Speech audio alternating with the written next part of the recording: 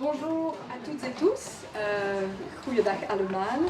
Je suis Tatiana Debroux, rédactrice en chef de la revue Brussels Studies, et c'est un très grand plaisir pour moi de vous accueillir dans ce local pour cette journée d'études. Donc on a appelé Publish Locally and Don't Perish, où il sera question, comme vous le savez, c'est la raison de votre présence, des enjeux et des problématiques associées à des revues scientifiques locales, dont Brussels Studies est bien sûr un exemple. Cet événement n'est pas un événement isolé, il fait partie en fait d'une série de 4 événements scientifiques que l'on a regroupés sous le nom de Festival Knowledge for the City. Et ce festival célèbre en fait l'anniversaire de plusieurs institutions bruxelloises. Voilà. C'était pour vérifier que j'étais bien éveillée. Donc tout d'abord les 15 ans de la revue Brussels Studies, et puis les 10 ans de du Brussels Studies Institute et de la Brussels Academy, qui sont les co-organisateurs de cet événement. Et à l'occasion de ces anniversaires, nous avons eu la volonté de repenser à nos missions principales, pas seuls, mais également avec d'autres acteurs. C'est la raison pour laquelle nous espérons aujourd'hui aussi avoir des échanges avec vous lors des moments de discussion. Et je vous le disais, aujourd'hui c'est le 2e événement du festival. Il y en aura encore d'autres à venir au mois d'avril et de mai, je vous en dirai plus à la fin de la journée. Mais tout de suite, nous allons donc commencer ce programme en parlant donc de ce qui nous intéresse, de ces revues locales, et en particulier de 3 missions qui sont celles de la revue Brussels Studies. La première de nos missions, ça a été une volonté de rassembler les connaissances sur une ville, sur Bruxelles capitale, donc cette notion de constituer un savoir local à travers la revue. La deuxième mission, elle était et elle est toujours bien sûr, de diffuser les résultats de la recherche scientifique en dehors du monde académique. Et puis la troisième de nos missions, c'est celle d'offrir aux recherches qui portent sur Bruxelles et aux chercheurs qui y prennent part un écrin de publication pluridisciplinaire. Vous en apprendrez plus tout de suite, grâce aux quelques mots que va vous dire Stéphane De Korte, qui est rédacteur en chef adjoint de Brussels Studies, et à qui je cède la parole tout de suite. Ok, merci. Tatiana, bedankt. Voilà. Goed, dus ik ga een aantal slides in het Nederlands doen. Écrit en français. Et le PowerPoint en fait est accessible par après.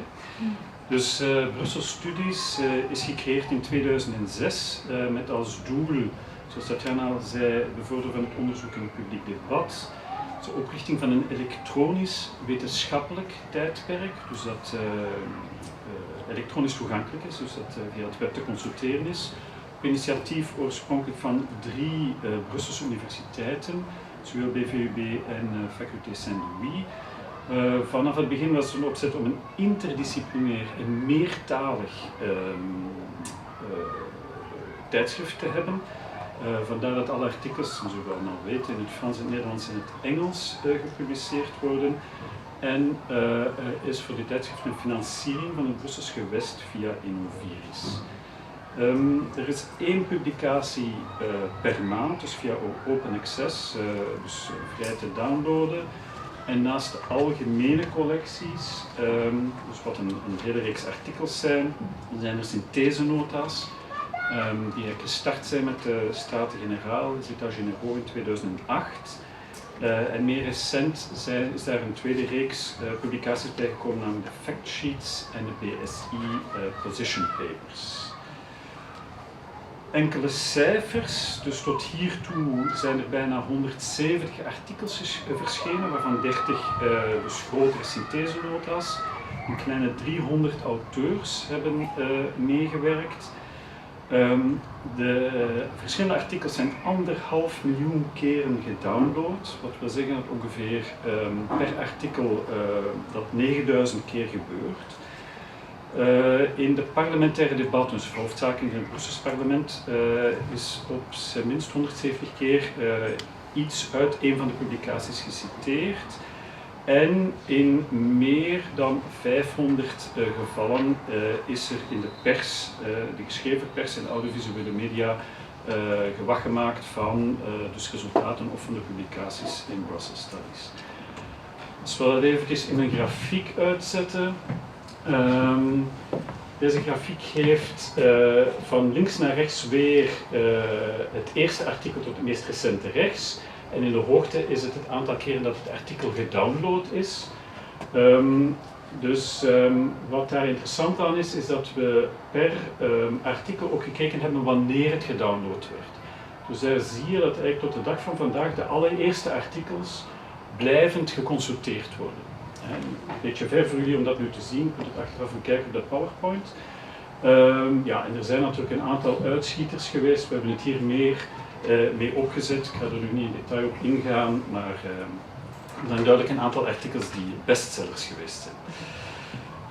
Goed, dus zoals Tatjana al gezegd heeft, dus de doelstelling van het tijdschrift, als we eventjes willen zeggen over het lezerspubliek van het tijdschrift, was dus gericht op een hoge, dus een wetenschappelijk tijdschrift aan te bieden van hoge kwaliteit en dus ook zeer goede onderzoekers.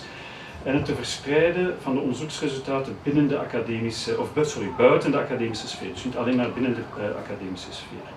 Dus we gaan eventjes kijken naar het profiel van degene die dus Brussels Studies consulteren, en we hebben dat gedaan aan de hand van een enquête bij al diegenen die geabonneerd zijn op de nieuwsbrief.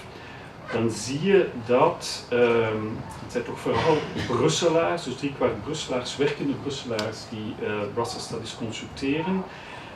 En die zich niet allemaal beperken tot de sector van onderwijs en onderzoek, maar dus ook heel wat mensen die werken in de administratie openbaar bestuur of in de sociale sector.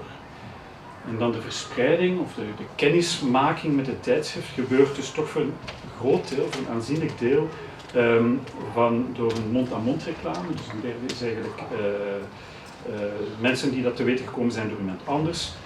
Een kwart doordat mensen echt op zoek zijn gegaan naar informatie over Brussel, maar toch ook 20% haalt voor de eerste keer met Brussels Studies, maakt daar eerst keer kennis mee door de pers. Ik denk dat dat het belangrijkste is. Ja. Voilà, je te laisse la parole. Merci. Voilà.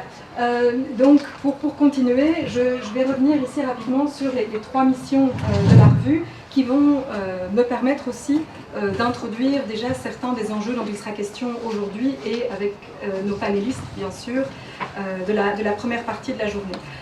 La première de nos missions, c'est donc de rassembler des savoirs sur Bruxelles de manière en fait à constituer une source unique et une source d'informations uniques sur les réalités de la ville contemporaine, mais aussi sur ses évolutions. Et donc c'est ce qu'on fait avec des sujets et des approches disciplinaires très variées. Une autre manière pour nous de rassembler ces savoirs, c'est aussi, comme l'introduisait Stéphane, à travers une collection particulière d'articles qui sont les notes de synthèse et qui présentent en fait des états des lieux de connaissances produites sur un sujet à Bruxelles, en identifiant aussi les principaux enjeux relatifs par exemple à la question du logement, de la démographie bruxelloise, de la mobilité, etc. etc. Et puis nous avons aussi sur notre site internet, donc où sont disponibles tous nos articles, créé des dossiers thématiques qui sont d'une certaine manière des bibliographies commentées qui rassemblent des articles selon des grands thèmes. Donc de nouveau, je pourrais reciter la mobilité, l'enseignement, le logement, la culture, qui sont aussi une autre manière pour nous de faire vivre ces articles après leur parution. La deuxième mission, c'est donc celle très importante de diffuser les savoirs sur la ville de Bruxelles en dehors de la sphère académique. C'est évidemment la question de l'open access, je pense, dont on reparlera à de nombreuses reprises cet après-midi, qui se pose ici. Donc Brussels Studies est une revue en open access qui publie en fait immédiatement et dans leur intégralité l'ensemble de nos articles sans aucun coût, ni pour les lecteurs, ni pour les auteurs. Donc ça c'est sans doute une petite différence qu'on sera amené à réaborder plus tard. La question de la diffusion passe aussi par la caractéristique d'une revue traduite, donc tous les articles sont publiés, comme le disait Stéphane, en français, néerlandais et anglais, qui facilite aussi sans doute l'accès à nos publications. Et récemment, on a constaté aussi que le fait d'avoir, malgré tout, les articles publiés en anglais était aujourd'hui un atout pour des étudiants internationaux à Bruxelles qui commençaient aussi à s'emparer des recherches sur la ville de cette manière-là. Le relais sur la presse, via la presse généraliste ou spécialisée, on en a déjà dit un mot, mais la question aussi du relais que l'on travaille dans les parlements, notamment le Parlement bruxellois, est aussi important pour cet enjeu de la diffusion en dehors de la sphère académique. On s'est rendu compte, dans l'année écoulée notamment, à travers 2 articles, un qui portait sur les questions de la tarification de l'eau, ou une BSI Position Paper, donc ce nouveau format d'article d'opinion que l'on a initié, que le premier numéro sur le sans-abrisme à Bruxelles avait également suscité en fait des contacts, des intérêts de la part de parlementaires ou de personnes travaillant dans les cabinets qui ont contacté directement les auteurs et poursuivi ensemble l'émission, notamment dans le cadre des réflexions sur la tarification de l'eau. Et puis, finalement, associé à nos parutions, se déroulent parfois des conférences dans lesquelles on invite les auteurs. C'est aussi une manière pour nous de donner de la visibilité, autre que par l'écrit, à ces savoirs. Et puis, troisième de ces enjeux, un outil pour les chercheurs. Et ici, je pense qu'on a 2 dimensions très différentes qui se posent à nous. Je dis nous, Brussels Studies, mais aussi aux revues locales de manière plus générale. D'une part, celui d'offrir, comme on l'a déjà répété plusieurs fois, des débouchés pour les recherches locales. Elles sont très nombreuses, en fait, quand on s'intéresse aux recherches en sciences humaines dans les universités. Il y a énormément de recherches qui portent sur le territoire de la ville de Bruxelles, notamment toutes les contrats, toutes les recherches qui sont initiées grâce à des financements d'Innoviris. Mais ces études, pour intéressantes qu'elles soient, parfois ont du mal à trouver des débouchés, en tout cas à pouvoir être publiées de manière un peu détaillée, extensive, car les revues, disons peut-être certaines revues internationales dans lesquelles les chercheurs ont l'habitude de travailler, n'offrent pas spécialement des formats tout à fait adaptés à cela. Plus, bien sûr, on ajoute la barrière de l'anglais, peut-être, qui peut aussi se poser, on le verra. Donc ça, cette première dimension, débouchés pour les recherches locales, et la seconde, elle concerne plus directement le journal, c'est la question de la reconnaissance de ces journaux, évidemment. On se rend compte parfois que, malgré le travail souvent de qualité qui est mené dans les revues locales, elles sont parfois ignorées, ou peu considérées au sein des pairs, dans le monde académique ou les commissions d'évaluation. Ce qui fait que pour les revues locales, il y a malgré tout toujours, en dehors de l'enjeu bien sûr de la diffusion, en dehors de la sphère académique, il y a un enjeu à être bien visible et bien reconnu au sein de cette sphère-là, et notamment à publier des chercheurs chevronnés pour participer à la réputation aussi de cette revue. Et pour faire face à cette sorte de double dimension, avec Brussels Studies, on a travaillé au fil des dernières années à en fait faire partie, à entrer, à jouer le jeu un petit peu de la reconnaissance scientifique classique en étant intégré à Scopus depuis quelques années et peut-être dans les années qui viennent aussi au Web of Science, qui est bien sûr une réponse imparfaite et un peu paradoxale à ces deux dimensions, qui nous permet, en tant que revue locale, de malgré tout avoir travailler à une réputation, une bonne visibilité pour les auteurs qui publient chez nous également. Et donc ces questions de cette ambivalence entre reconnaissance locale ou reconnaissance au sein de la communauté scientifique, on va les aborder tout de suite avec mes 3 invités. Et il sera question aussi, je pense, plus largement cet après-midi, des principes de la science ouverte ou la définition de nouvelles formes d'évaluation pour la recherche scientifique, qui sont vraiment des questions très très chaudes. Aujourd'hui, je pense que, on le verra aussi à travers la deuxième partie aujourd'hui, ces questions de l'évaluation des chercheurs et de l'évaluation, donc notamment par des publications, sont aujourd'hui très discutées. On espère, on a l'espoir peut-être de passer d'évaluation quantitative à d'évaluation plus qualitative, plutôt de pouvoir évaluer la valeur intrinsèque des revues, des articles, des recherches publiées, plutôt bien sûr que des nombres. Mais tout cela pose la question, bien sûr, de traduction effective de ces ambitions. Et je pense que la question de l'impact local est sans doute au cœur de ces réflexions, et on le verra tout de suite avec les revues. Comment ces revues locales participent en fait à la constitution d'un lectorat proche, d'une communauté directe de pairs, en plus bien sûr des réseaux internationaux qui sont essentiel au monde de la recherche scientifique. La question de l'impact local, il peut aussi bien sûr se poser en termes du rôle de ces revues dans la formation des jeunes chercheurs, que ce soit pour des questions de langue ou pour des questions aussi d'apprentissage de l'écriture scientifique. Ces petites revues, vous entendez mes guillemets bien sûr, ces revues locales ont aussi un rôle à jouer là-dedans, dans la formation des jeunes chercheurs, quand pour certaines, les étudiants sont parfois aussi directement amenés à participer à la vie de ces revues. Et puis on pourra ensuite bien sûr parler de l'impact sur la société directement quand les connaissances s'y prêtent. C'est le cas pour Brussels Studies, c'est peut-être un peu moins le cas pour d'autres revues locales. Mais tout de suite, nous allons entamer véritablement le programme de la journée, de l'après-midi. Il est constitué en 3 parties, je serai très rapide là-dessus. Nous avons donc la chance d'avoir des représentants de 3 revues très différentes, 3 revues locales, auxquelles je vais tout de suite donner la parole.